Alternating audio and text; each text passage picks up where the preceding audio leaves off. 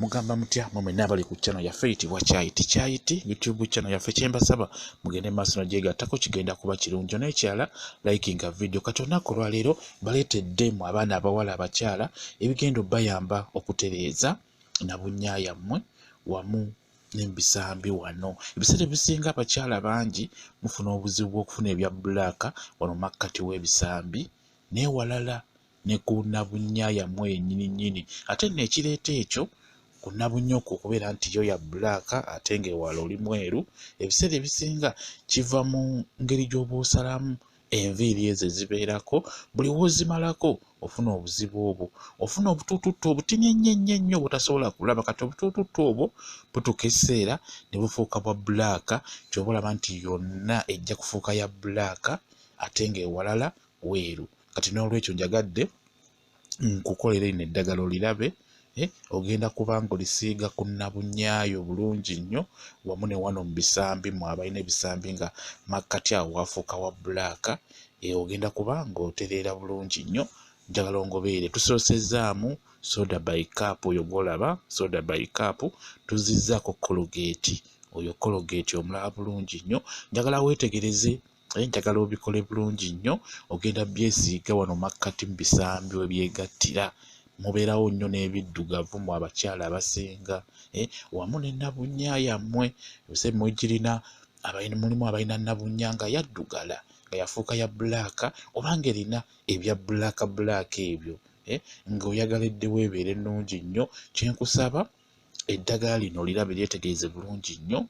Kyenkusaba nabunyaa gisale bulungi nnyo, salako enviiri zonna ziggweko bulungi nnyo, ziggwereko ddala lubenga olususu lw'omwana omuto. Okitegedde? Kuba lino eddagala lye tukola ligenda kuba litereeza olususu lwa nabunyaa lususuluddeyo lufaanane bulungi nnyo wamu ne wano mu bisambi mwe abalinawo ebya bbulaaka bigenda kuba biggwawo bulungi nnyo. Ebisambi byo byegattira. Kati omala funa enniimu eyo nniimu. Kati wofuna enniimu eyo twetagisaamu otuzzi tutono. Ogenda toyiwa mulimu tutadde soda by cup ne Colgate. Njagala kati oyiwemu juice w'enniimu eyo. Bino mbigamba gwawulira olulimi lw'enjogera okitegedde bulungi nnyo. Wamu otuzzi nga situnzi otulaba. Kati oyo soda by cup mukambwe nnyo. Ky'olaba nti aleeta ekyovu alwanagana n'enniimu. Birwanagana kuba byonna birina asidi oyo omukambwe. Okitegedde enniimu erina asidi ne soda by cup alinamu asidi akakambwe. Ebigenda kukolera bulungi nnyo okutereeza olususu lwo wansi. Kwegamba ebya bbulaaka eyo biggwewo bulungi nnyo. Naye nga bw'omanya eddagala oteekeddwa kunyiikira. Oteekeddwa kunyiikira kusiigayo nga bw'ogenda okulaba. Kati w'omala obigatta wamu bikole ka mix nga bula bwento bwenkakoze bulungi nnyo. W'omala kyensaba kati tutandise. Nkulagidde ku ngalo naye ng'olina bikola eri. Kwata ekintu ekyo eky'enniimu osobola okikwata tandika okuyisa ku kisambi awo byegattira bw'otyo mpolampola. Tandika okuyisa ku bisambi we byegattira owali ekizibu ekyo. Oba tosobodde kuyisaawo ekyo kyennyininyini ekintu tonnyeza juice oyo mu ngalo zo bw'otyo nga bw'olaba bwenkola. Njagadde nkulage ebintu byonna obitegere bulungi. Tonnyeza juice w'enniimu mu ngalo bw'otyo omale osiige ku nabunyaayo osooke ogisiigeko amazzi g'enniimu bw'otyo. Okitegedde bulungi nnyo. Tonnyeza amazzi mu ngalo ag'enniimu omale ogasiige ku nabunyaayo yonna ogisiige bulungi nnyo. Neno mu bisambi wali ebiddugavu naye siigayo bulungi nnyo. Ate ekirala amazzi g'enniimu ago malungi nnyo gatta obuwuka obwonoona olususu. Amazzi g'enniimu ago malungi nnyo gatta obuwuka obwonoona olususu wansi eyo. Simanyi oba mukimanyi. Kati w'omala kwata ebintu biri w'omala okusiigawo enniimu eyo nga bw'osiizeewo. Kati kwata ebintu biri bye tutabudde genda ng'obisiigako bw'otyo. Obisiiga wali mu bisambi ze nkulagidde ku ngalo. Era ky'oba olaba nti nkugambye bino mbigamba oyo awulira olulimi lw'enjogera. Okitegedde? Mbisiize ku ngalo nze naye gwe njagala obisiige wansi mu bisambi we byegattira oba ku nabunyaayo bw'otyo. Ogisiige bw'otyo ebintu sigako ebintu ebyo bulungi nnyo binnyikire bulungi nnyo. Wali owali ebiddugavu ku bisambi siigawo bw'otyo.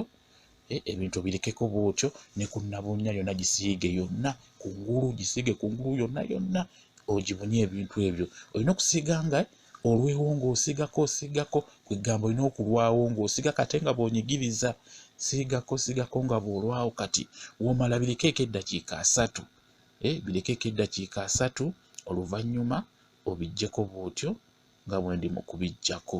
Okitegedde bulungi nnyo.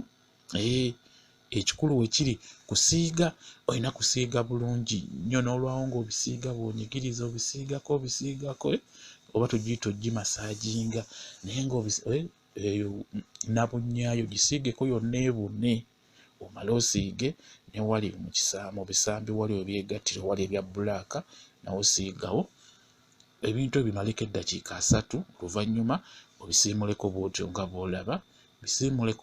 bw'olaba, olekeraawo bwotyo.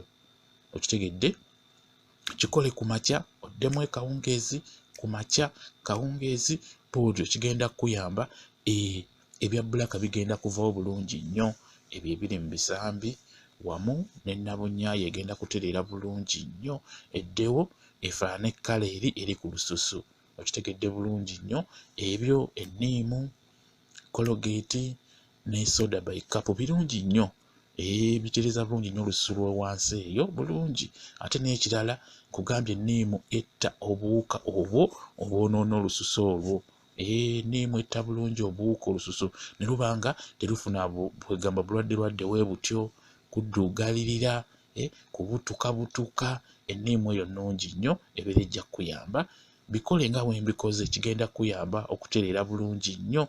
Bikole nga bwe mbikoze. Nja bakolerayo n'eddala nga lirimu ekigaji.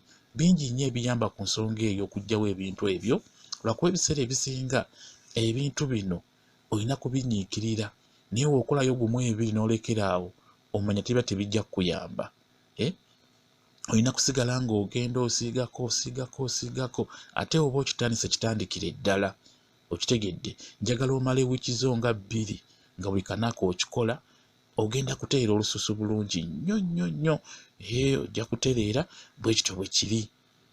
Mbaagala nnyo mmwe mwenna abali ku channel yaffe eyitibwa Kyayiti YouTube channel yaffe. Kyembasaba mugende mu maaso n'ogyegattako, kigenda kuba kirungi nnyo. Mubeere bulungi, mweraba.